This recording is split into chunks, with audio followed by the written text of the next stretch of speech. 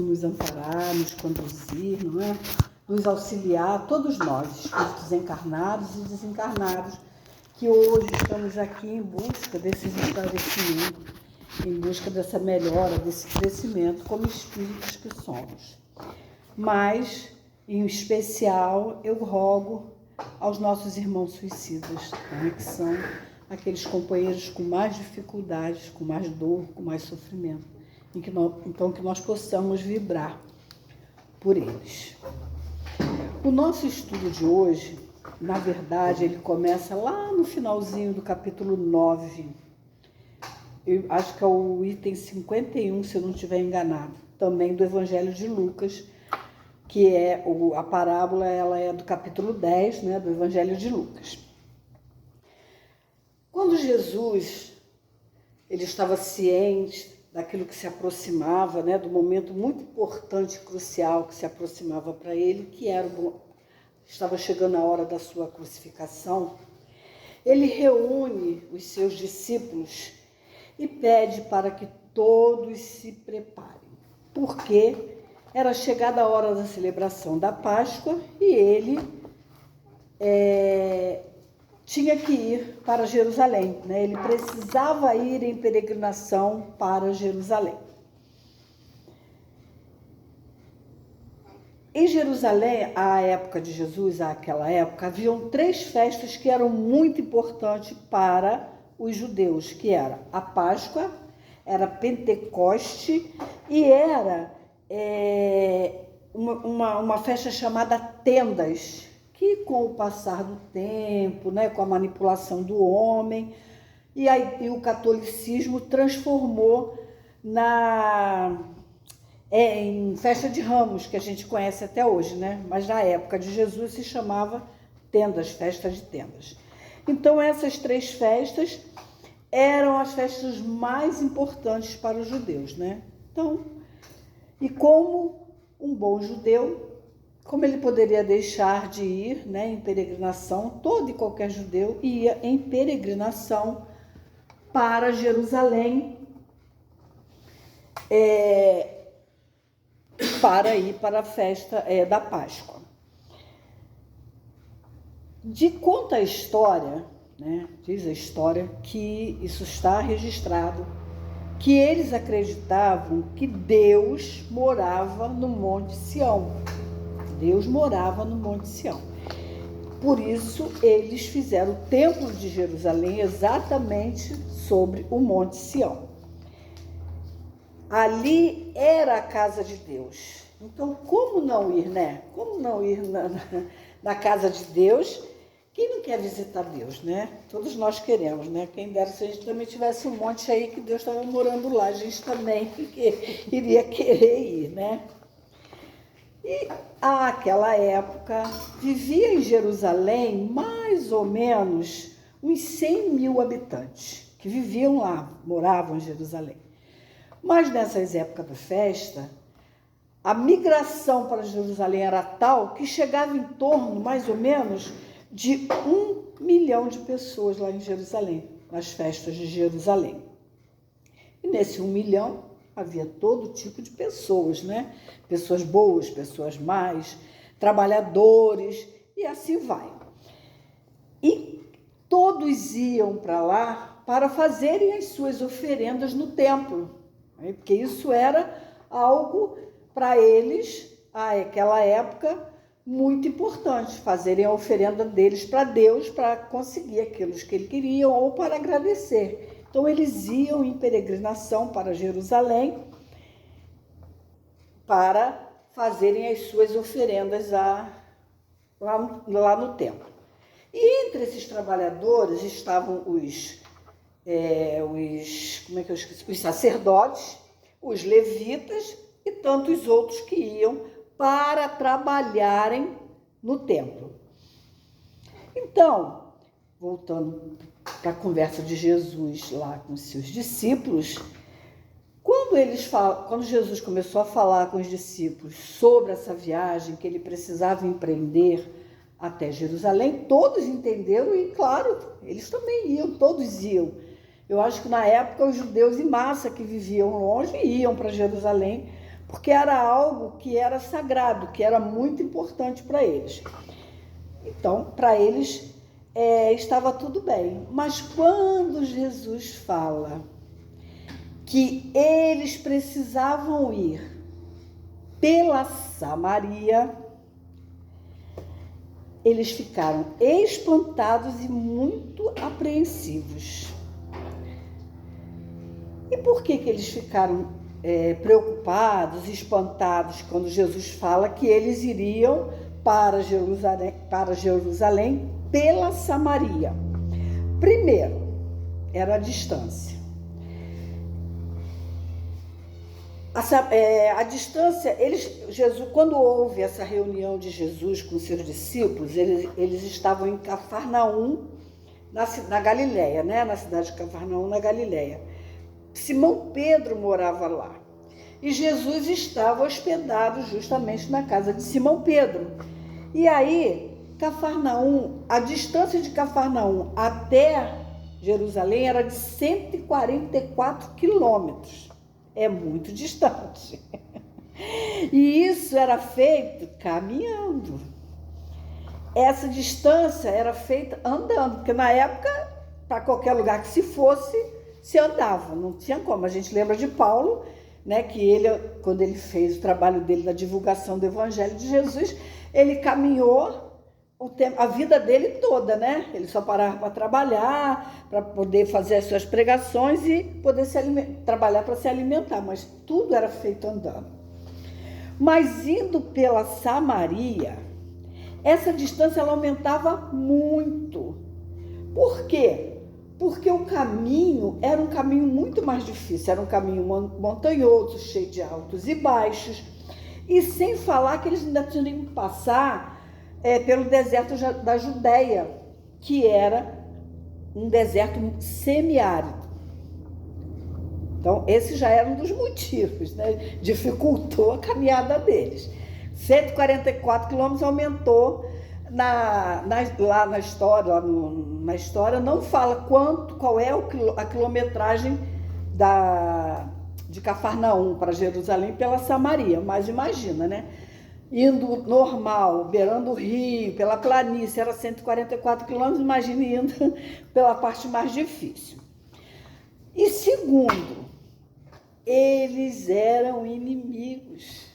Judeus e samaritanos eram inimigos. Eles se odiavam por vários e por muitos motivos. Eles viviam guerreando. Eles tinham muitas rivalidades. E uma delas era exatamente por conta da religião.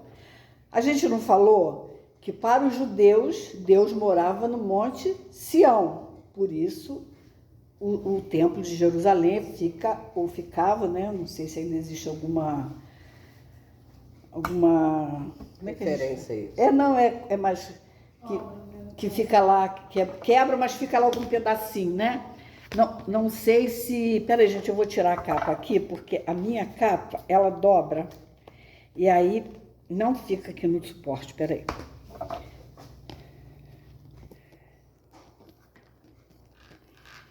Acho que melhorou nada, botei... Cadê eu? Sumi. Eu sumi. Cadê? Tá aqui, calma. Ai, meu Deus. Ela virou a câmera. Peraí, só um instantinho, é só rodar. Aqui, ó. Peraí, só um instantinho, gente. Não, volta. Ih, eu não sei mexer. Peraí, deixa eu ver aqui. Vai fazendo aí. Vocês estão me ouvindo, né? Ai, gente, ó. Foi um desastre. Não tem problema, não. Vou botar o meu papel que eu já usei aqui. Agora também apareceu o livro. O som sumiu também? Sai, entra de novo. Não tem como sair? Calma, peraí, vamos lá. A câmera tá frontal, tem que tirar ela ao contrário. Calma, a gente já escutou, Leite.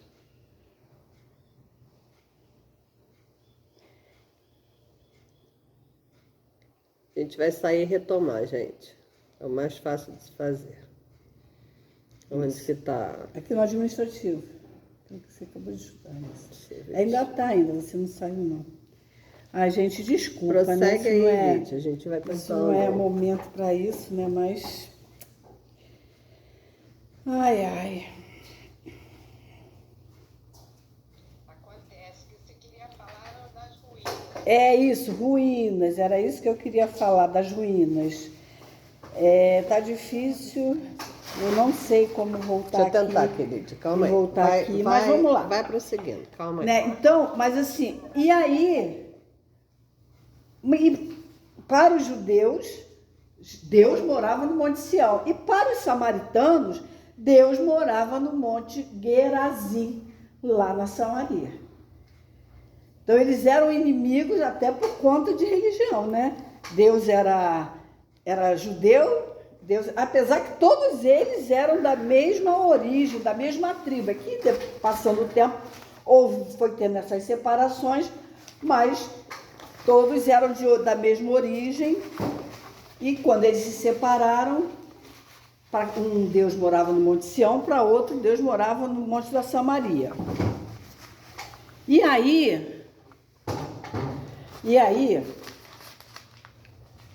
como? Aí, gente, se tinha tanta rivalidade, se essas rivalidades deles eram tão grande, que eles chegavam ao ponto de se matarem sem qualquer culpa ou remorso, né? Eles se violentavam, né? Se matavam e estava tudo bem. Então, por que Jesus queria justamente passar bem no meio deles? Por que Jesus queria ir justamente por aquele caminho? Eles não entendiam isso, mas eles respeitavam e amavam Jesus.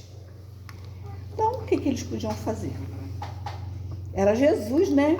Eles acataram a decisão de Jesus. Então, vamos pela Samaria.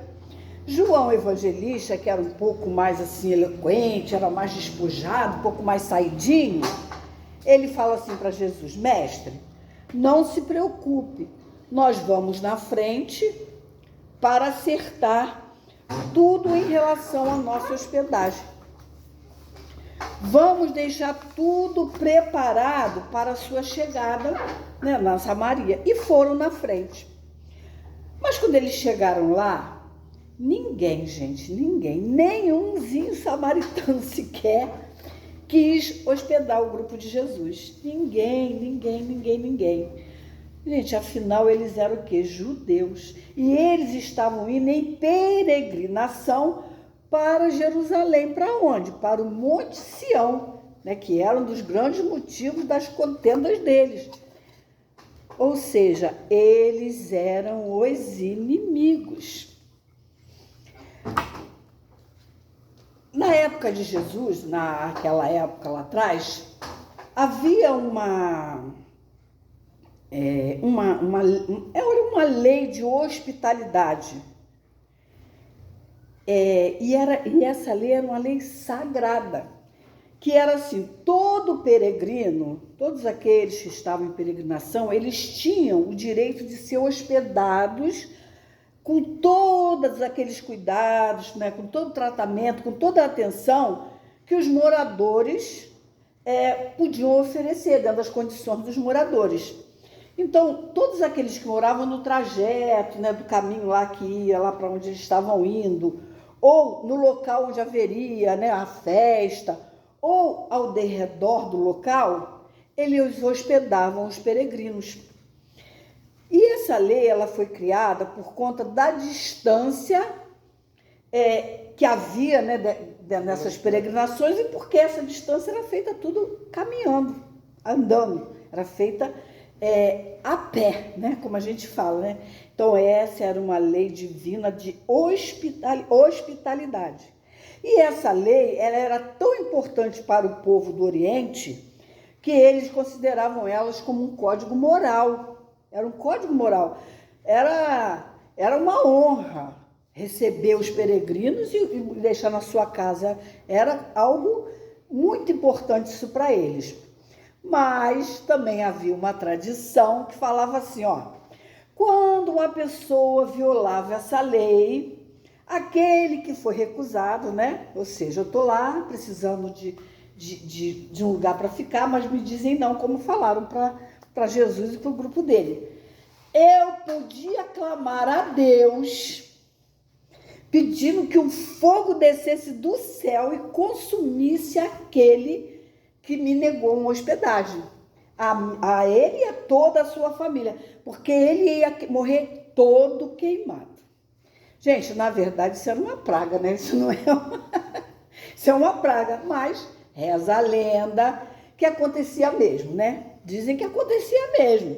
Se alguém não desse abrigo, se a gente clamasse com fé, o fogo descia. É verdade. Então, após a recusa, né, João, ele volta lá para Cafarnaum, onde está Jesus, onde está o grupo dos apóstolos, porque João foi com mais um apóstolo, que eu não encontrei o nome desse apóstolo, mas ele não foi sozinho, foi ele e mais um companheiro. Ele chega muito chateado, chega junto a Jesus e fala assim: mestre, ninguém vai nos hospedar na Samaria. Ninguém, mestre. João estava muito aborrecido, ele estava muito zangado mesmo. Pô, ele foi e voltou, né, e não conseguiu o intento que ele foi buscar, porque nenhuma alma sequer se prontificou para receber, né? Então, seguindo a tradição, ele pergunta a Jesus assim: Senhor, quer que eu faça uma prece e peça para descer fogo sobre os samaritanos? Matando todo mundo, todos eles, sem ficar um sequer para contar a história. Jesus olha para João com muita bandura, né?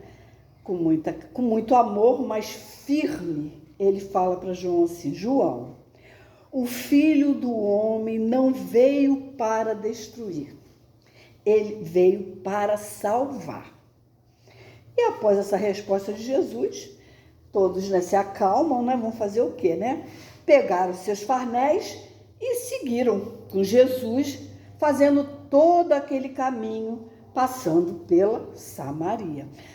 Até porque essa passagem de Jesus pela Samaria, ela é bem longa.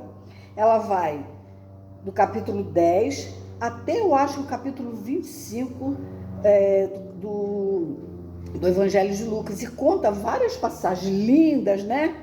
Mas no momento que o nosso estudo é sobre a parábola do bom samaritano. Então vamos para a parábola do bom samaritano, né? Aí, quando finalmente, né? Ou seja, eles vão para Samaria, eles ficam sem dormir, sem comer, sem beber água e sem descansar. Quando finalmente eles chegam a Jerusalém, vamos imaginar o estado de Jesus e dos seus discípulos. Como é que eles estão? Eles estão sujos, cansados, famintos e com muito calor, porque eles passaram por um deserto semiárido, né? E por que eles estão nesse estado? Porque ninguém na Samaria deu hospedagem para eles. E Jesus, chegando a Jerusalém, veio um homem procurá-lo. E esse homem, ele era um estudioso dos livros sagrados, ele era um doutor da lei. Eu imagino, né, que os discípulos, quando viram, né, aquele homem vir na direção deles, eu acho que eles pensaram assim, né, agora nós vamos ter um tratamento decente, né? Seremos alimentados e cuidados, coitados, lê do engano, né? Porque aquele homem chegou perto deles, mas não ofereceu nada para eles, nem para Jesus, nem para nenhum deles. O que ele queria, na verdade, era provocar Jesus, né? Testar Jesus. Era fazer perguntas com maldade, né? Fazer pegadinhas com Jesus, como a gente fala, né? E ele esperava com isso que Jesus cometesse algum equívoco, que Jesus falasse ou se posicionasse diferente do que estava na lei. Ele era o doutor da lei, ele conhecia a lei.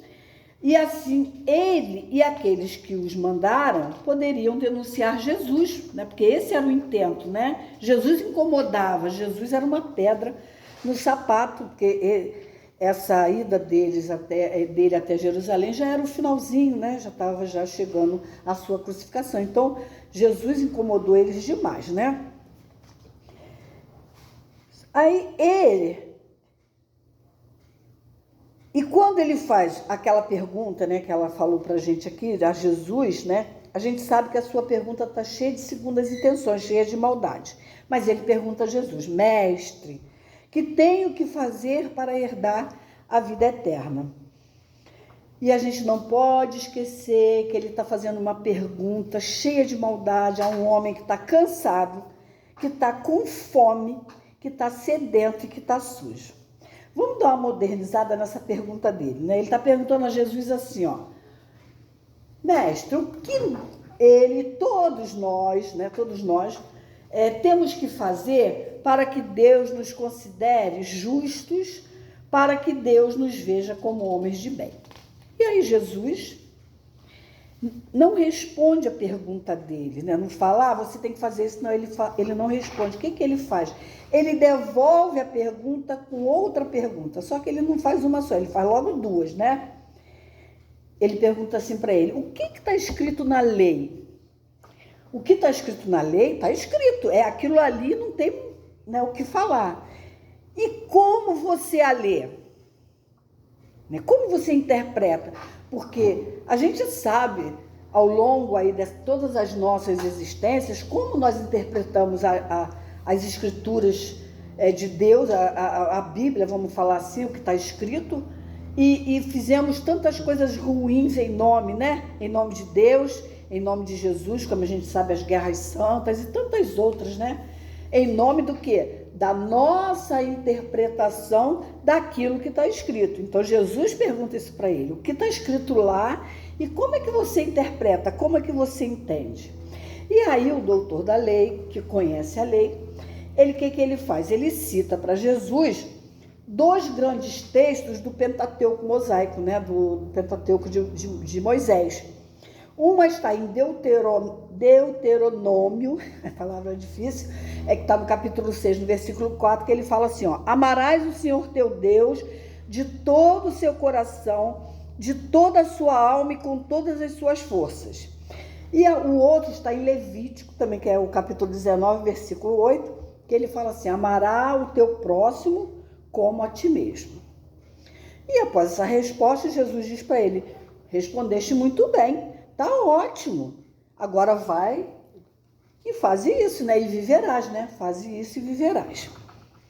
Vamos falar um pouquinho sobre esses dois mandamentos em relação àquela época, tá, gente? Não é o que a gente, né, veio aprendendo mais, que deu uma modificada, mas aquela época, os judeus, né, o povo acreditava que a inteligência, a nossa inteligência não estava no cérebro, estava no coração. Então, inteligência e sentimento estava tudo no coração. Então, ele fala assim, ó, vamos dividir em três partes o primeiro mandamento. Amarás o Senhor teu Deus de todo o seu coração. Significa amar a Deus com todo o nosso ser, com toda a nossa inteligência, com todo o nosso sentimento, com toda a nossa sabedoria. E naquela época a gente não podia amar uma pessoa, ter paixão por uma pessoa. Porque se eu tivesse paixão por uma outra pessoa, eu não poderia amar a Deus de todo o meu coração. Eu não podia, eu tinha que saber controlar. Eu podia casar, podia ter meu marido, minha esposa, ter meus filhos, mas eu não podia ter paixões, porque se eu tivesse paixões, eu não amaria a Deus de todo o meu coração. Por isso que fala que a gente tinha que ter controle sobre as nossas paixões. E aí, de toda a sua alma, que significa amar a Deus, não somente com o sentimento, não somente com a inteligência, mas também com gestos, com atitudes, com atos concretos. Isso que significava de toda a sua alma. Por quê? Porque para eles, como para nós espíritas, o espírito se junta com o corpo e somos almas. Só que, naquela época, isso não havia separação, não se separava. nós sabemos que são separados. Tanto que quando a gente morre entre aspas, o corpo fica e o espírito volta para a espiritualidade. Mas para aquela época, ele não acontecia isso. Não havia essa separação. Era uma coisa só. Então, amar de toda a sua alma significava essa alma fazer tudo com gestos e atitudes e atos concretos para poder amar a Deus com toda a sua alma. E com todas as suas forças, né? Esse é muito mais interessante, porque todas as suas forças significava todas as suas forças, seus bens. Você tinha que ter todos os seus bens voltados para adoração a Deus, para fazer o bem. Você jamais poderia usar os seus bens para fazer o mal, senão você não estaria amando a Deus com toda essa força aí. Então, todos os seus bens tinham que estar voltados para Deus e para fazer o bem. Então, quando Jesus fala para ele, né, fazer exatamente o que diz esses 2 mandamentos, o doutor da lei aceita o primeiro porque está lá na lei, está escrito lá, e ele estudava a lei, estudava o Pentateuco, estudava desde que eles são pequenos. A gente sabe que o Oriente, desde da escola, desde pequenininho, que eles estudam para entender. Não é o Alcorão, não. É o Alcorão? Não sei se é o Alcorão. Ele tem um outro nome também que eles chamam o Pentateuco, que agora me escapuliu. Então ele entendia muito bem o que significava amar a Deus de todo o coração, de toda a alma e com todas as forças. Ele também sabia o que significava amar o seu irmão como a si mesmo. Mas só que significava para eles, o seu irmão era apenas aqueles que eram, um exemplo, eram somente os judeus. Eles eram judeus, então o irmão dele era apenas os judeus. Então ele só tinha que amar como ele mesmo quem era o parceiro dele, o par dele, né? Era assim que eles interpretavam, e a maioria deles interpretava assim, que amar o próximo era amar somente os seus pares, né? Então, no caso, era os judeus. E o doutor da lei também sabia disso, porque ele também estudou isso. Só que o propósito dele era testar Jesus, era provocar Jesus. Ele queria que Jesus desse um motivo para que Jesus fosse preso, né? Porque era o desejo lá dos grandes lá, da lei e das sinagogas, tudo lá. Então ele pergunta para Jesus, ele pega esse mandamento, esse segundo mandamento, e fala assim: então quem é o meu próximo? E ele esperava que Jesus desse uma resposta logo assim direta, né? Falasse logo. Só que ele não sabia que ele estava falando era com o governador do nosso planeta, né? O Senhor Jesus. E aí é quando Jesus responde a ele com a parábola do bom samaritano. E quando Jesus começou a falar sobre a parábola, ele falou parábola do bom samaritano, eu imagino como João Evangelista deve ter ficado, né? Ele deve ter coçado a cabeça, ter abaixado, muito envergonhado, porque o que ele falou para Jesus quando ele foi recusado? Ele queria queimar todo mundo, matar todo mundo, né? E Jesus vem falar do bom samaritano. Ele está falando do samaritano que recusou tudo para eles, né? Se a gente pensar bem, eles estavam cansados, eles estavam com fome, com sede, eles estavam sujos, porque os samaritanos haviam negado hospedagem para eles. Gente, mas essa foi a primeira lição que Jesus tirou dessa linda parábola. E essa lição era dirigida exatamente aos seus discípulos.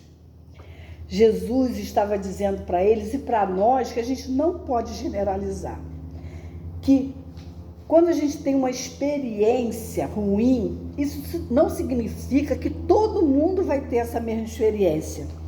Porque a nossa experiência foi ruim, que todo mundo vai ter uma experiência ruim. Ou que se alguém agiu com a gente de uma forma também que não foi legal, não quer dizer que todo mundo vai agir dessa forma. Por isso Jesus usou o bom samaritano para exemplificar a sua parábola. E o doutor da lei, como é que ele deve ter ficado? Ó, ele ouviu uma história que o herói era alguém que ele não gostava. Era um inimigo. Alguém de um povo que eles estavam em guerra. Quer dizer, os samaritanos. E aí Jesus começa falando assim. Eu lembrei de um exemplo, quando eu estava falando da que a gente generalizar, não foi com a pessoa, foi comigo que aconteceu, não foi com uma pessoa, mas é uma situação que exemplifica bem. Eu não sei se vocês lembram que eu tive um carro vermelho, um HB20, que era da Hyundai.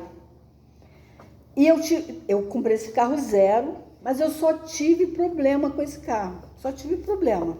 Em menos de um ano, ele quebrou várias coisas que eu tive que pagar, porque eles não aceitaram. Primeiro, é porque a gasolina do Rio é ruim. Segundo, porque eu era uma péssima motorista, porque eu andava só com o pé na embreagem. Sabe, e eu tive que pagar os consertos que estavam numa garantia.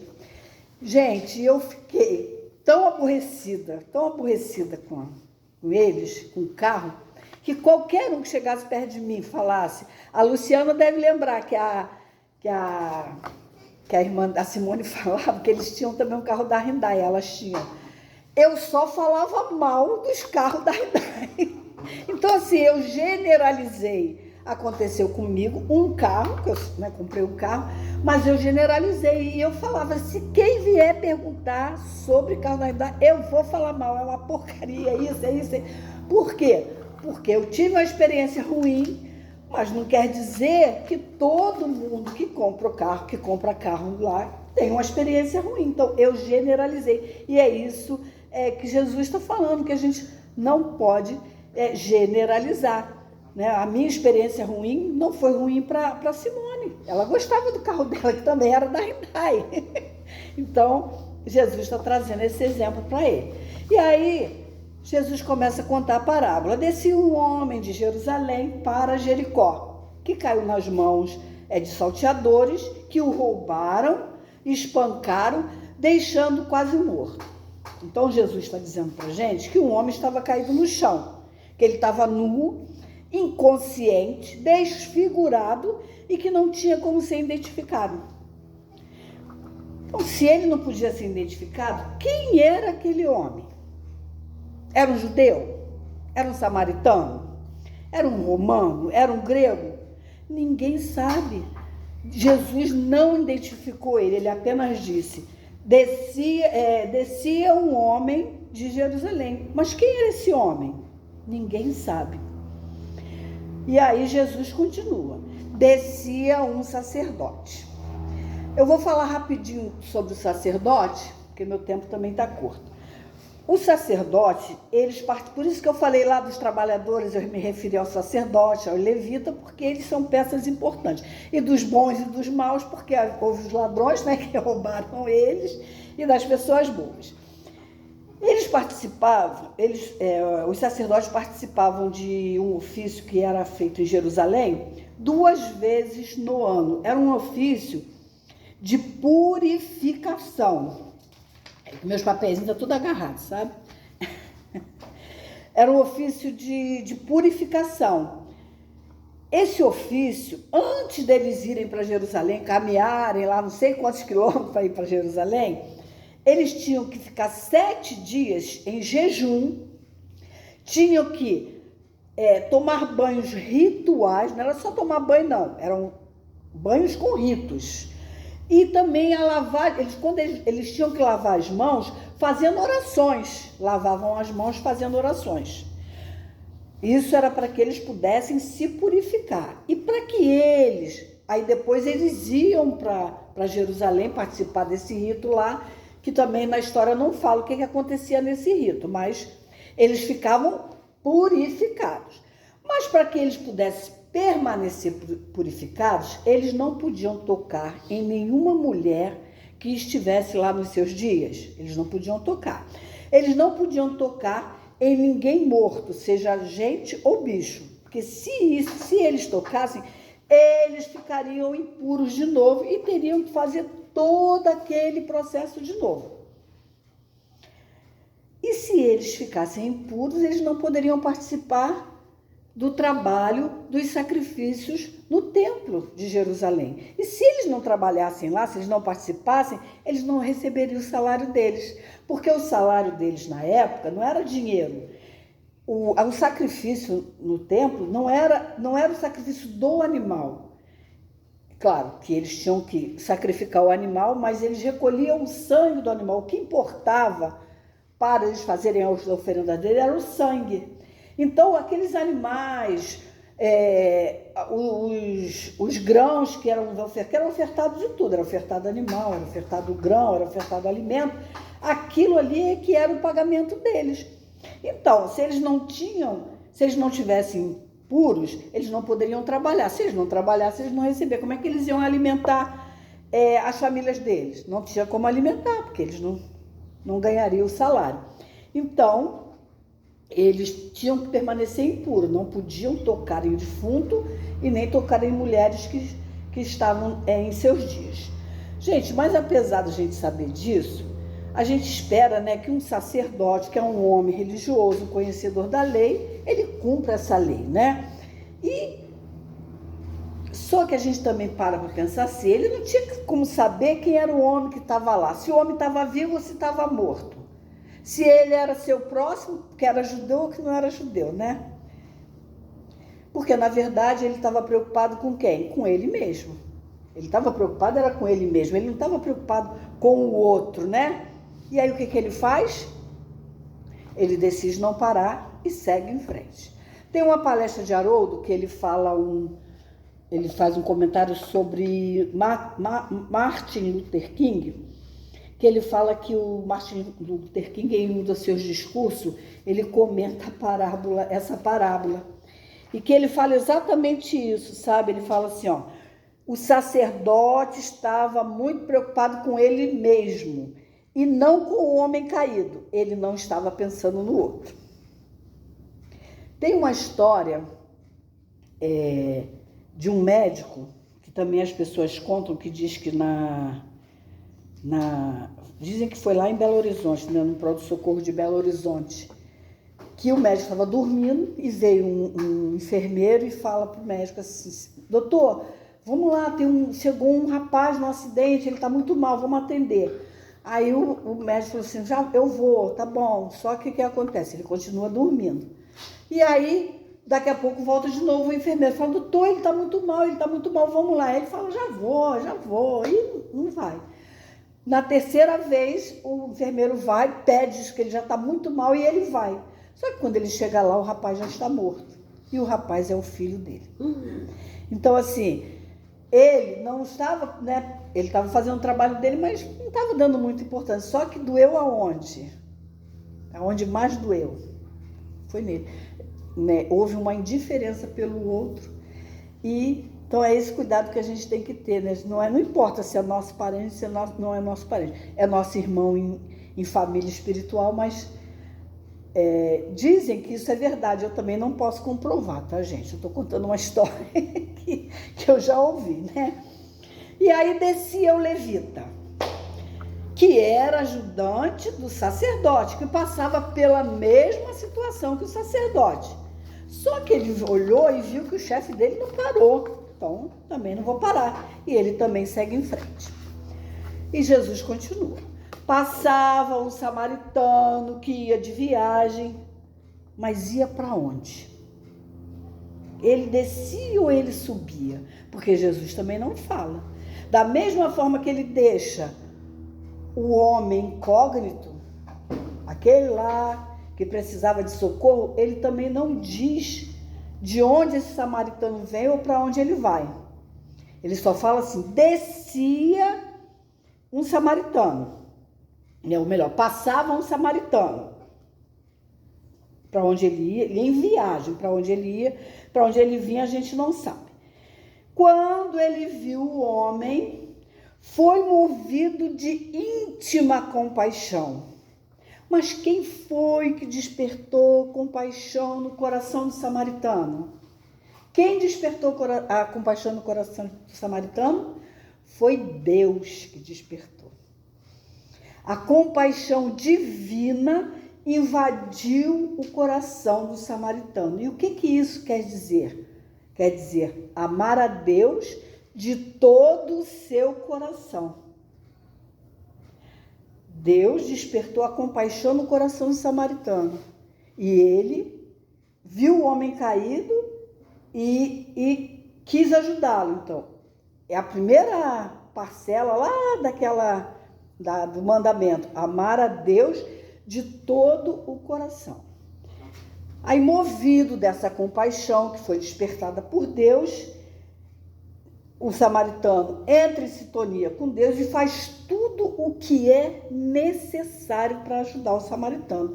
Ele para, ele desce do cavalo, ele limpa o homem com seu azeite e seu vinho, porque dizem que o azeite e o vinho na época ele era anti-inflamatório, antibiótico, e coloca esse homem sobre o seu animal e vai levando, que naquela época quem puxava o cavalo era o quê? Era escravo. Quem andava a pé puxando o cavalo eram os escravos. Então ele vai levando o cavalo, o homem sobre o cavalo como um escravo. Então ele fez tudo que ele podia fazer, em atitudes. E isso significa o quê? Amar a Deus de toda a sua alma. Isso é o samaritano. Ele mostrou amar a Deus de todo o coração, amar a Deus de toda a sua alma. Depois, ele pega esse homem, né? Ele vai caminhando, ele leva esse homem para onde? Para a hospedaria. Ele tira 2 moedas, paga o hospedeiro e fala assim para ele: se você precisar de mais, amanhã eu vou passar por aqui, você me fala que eu lhe pago. Isso significa amar a Deus com todas as suas forças. Forças, na época, significava com os seus bens materiais. Gente, isso é muito lindo, né? Jesus estava cansado, com fome, com sede, porque os samaritanos, mais uma vez a gente repete, não deram hospedagem a ele. Mas na parábola que ele está contando, o único que amou a Deus de todo o coração, de toda a sua alma e com todas as suas forças foi um samaritano. E o doutor da lei fica pálido, né, olhando para Jesus, né? Porque ele não gostava dos samaritanos. O samaritano era o inimigo, né? Como que ele agora era o herói da parábola, que aquele homem que ele queria condenar, que ele queria prejudicar, estava contando, né? E aí a coisa ainda fica muito pior para aquele doutor da lei, porque depois que ele conta essa parábola, ele vira para o doutor da lei e pergunta: quem se tornou o próximo daquele homem caído? O que Jesus está dizendo para ele, para nós, é que a gente não pode, que nós não devemos escolher do nosso próximo. Não temos como escolher. Que o que nós devemos fazer é nos tornar o próximo de alguém. Nós temos que nos tornar o próximo de alguém. Porque o próximo não é o que nós somos. Próximo é o que nós nos tornamos quando nós praticamos algo de bom para alguém que está precisando, sem a gente olhar quem é ou quem não é. Quando Jesus contou essa parábola do bom samaritano, ele usou o samaritano, porque justamente na época era eles que eram a pior espécie, vamos dizer, de povo, de pessoas que existiam. Então Jesus está dizendo assim para a gente: não existe, o meu próximo não é apenas a minha família aqui do Abigail. Não é só a família do Abigail, não é só a minha família na minha casa, não é só os meus amigos, não é só aqueles que eu amo. O próximo é aquele que ele, na verdade, é ele que me escolhe. Não sou eu que escolho ele. É alguém que naquele momento precisa de mim e que eu estou disposto a ajudar. Então, eu é que sou o próximo, como o samaritano foi o próximo daquele homem que estava caído, não é não? E aí, é isso que Jesus está dizendo para a gente, né? Porque ser próximo é praticar uma ação que nos transforma em alguém para o nosso semelhante, né? Que nos torna alguém próximo, que é alguém que socorreu. André Luiz, né, era alguém que tinha dificuldades, não era tão generoso, ele era um médico, todo mundo sabe, era alcoólatra, mas ele se tornou próximo de uma mulher que rezava por ele, que foi ela que ajudou ele a conseguir sair lá do umbral. Por quê? Porque por muita insistência, eu acho que era da secretária dele, se eu não estou enganado, ele atendeu um homem que ele nem queria atender, mas ele atendeu dentro da necessidade do homem, que era o esposo dessa mulher, que ela ficou tão agradecida a ele, que ela orava por ele muito. E foram as orações dessa mulher que ajudaram ele a ir para o nosso lar, né? Então, é isso. São as nossas atitudes que nos tornam o próximo do nosso semelhante, o próximo de alguém.